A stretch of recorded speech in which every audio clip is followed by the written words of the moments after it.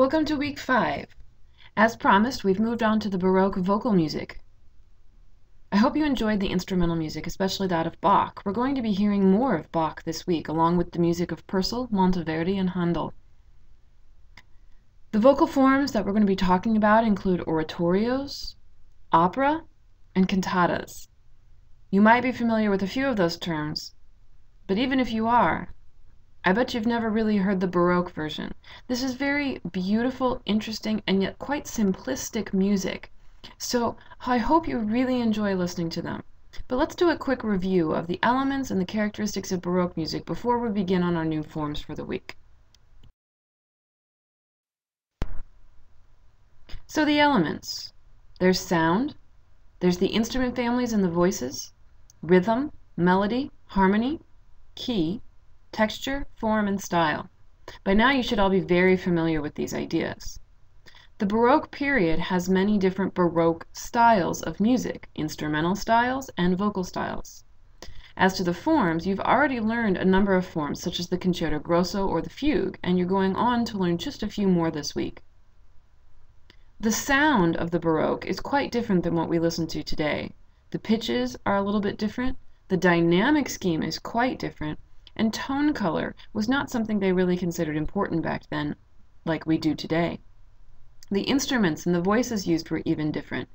You had voices such as castrati, which we'll learn about, and you had instruments like the basso continuo grouping. Rhythm, melody, and harmony, those were all things that led to unity of mood. So please keep these elements in mind while you're listening to the music of this particular week. And don't forget also how those elements combine to create the actual Baroque style characteristics.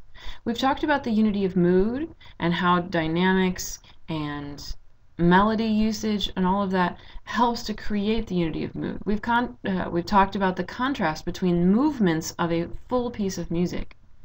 We've talked about rhythmic patterns, repeated melodies that can be varied for interest but are still the same melodies over and over again. And we've talked about the idea of terrace dynamics, going from soft to loud very quickly and not very often. And remember that the homophonic and polyphonic textures were the ones that were the most important during this period. That's going to become very useful this week, especially the polyphonic textures, because most of the vocal music written had a mixture of the two, but really played up the polyphonic texture. And don't forget about our basso continuo. Almost all music written during this period had a basso continuo, so look for them in the videos, hear them when you're listening to this music. See whether you can close your eyes and pick out the basso continuo parts underneath the melodies. And something that we didn't learn about yet was the words and music and how they relate to each other during the Baroque period.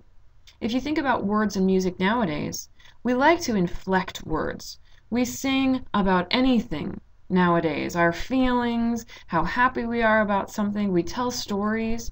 Just kind of depends on what style of music it is, on how we combine the words and the music. In the Baroque period, words and music were combined in specific ways, and they were very much influenced by what happened in the Renaissance. Remember that period right before the Baroque? Well, during the Renaissance, they would use specific words with specific sounds, and it kind of became a pattern. First, something like heaven, which is supposed to be high and mighty and happy, that would be set to higher pitches. Hell would be set to lower pitches because it's supposed to represent the darker, low-lying area that is hell. They would also use something called chromaticism, which is using all the possible tones in an octave. So we've talked about scales. Chromaticism is just when you take a scale and you add in all the little extra notes in between so that every pitch is exactly the same distance apart. Using chromaticism allows us to inflect words, and we can represent pain, lament, sadness by doing this. I'll describe it a little better when we're actually listening to the music.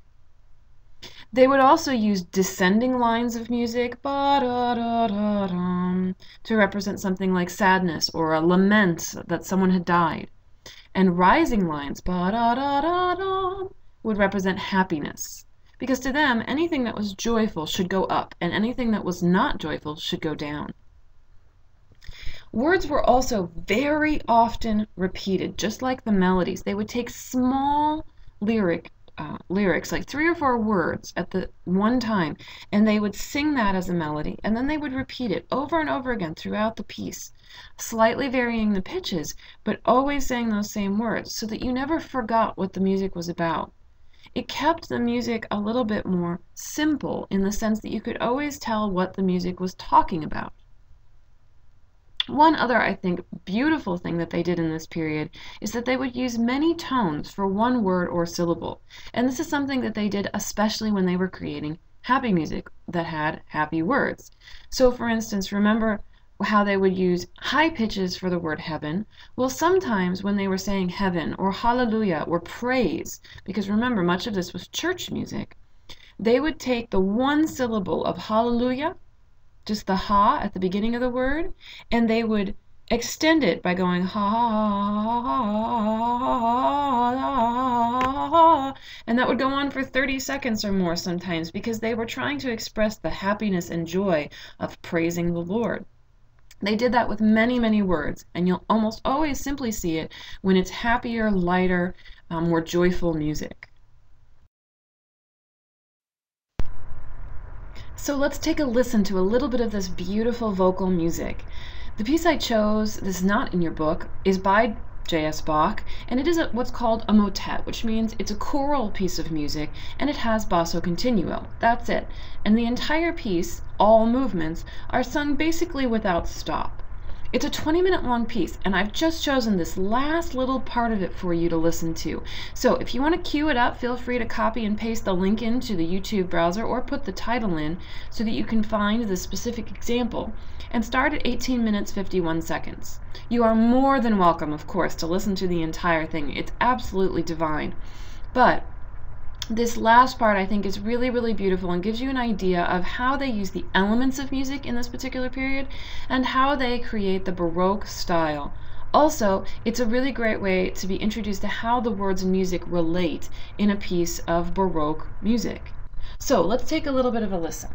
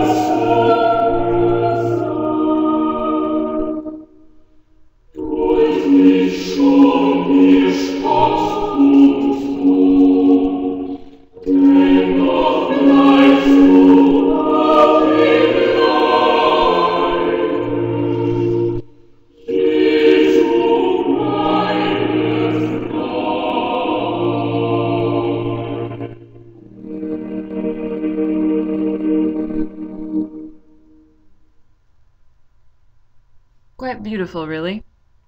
So, what do you hear when you listen to such a thing? Something that I hear is the fact that all of these singers are singing together in rhythm. They're absolutely using what's called the homophonic texture. You have a melody, and it's harmonized by chords that follow along right underneath to support it. There's no other melody that's competing with this melody. What elements do you hear? I hear a wide range of pitches between the different soprano, alto, tenor, and bass voices. I hear a beautiful tone color, but do I hear dynamics? Not really, which is appropriate for this period. It maintains one dynamic, and it simply inflects a few of the words with a little emphasis. What about the Baroque characteristics? Did you hear the basso continuo part underneath? And if you listen to the rest of this 20-minute motet, you're going to find that some parts of the music are quite complicated. They use a very polyphonic texture. It's only now in the end of this piece of music that it becomes homophonic and beautiful and easy to listen to. This part of the piece is called a chorale, and we'll talk more about it in the little units to come. So then, how did the words and the music relate to each other? Did you hear some of the same words said twice?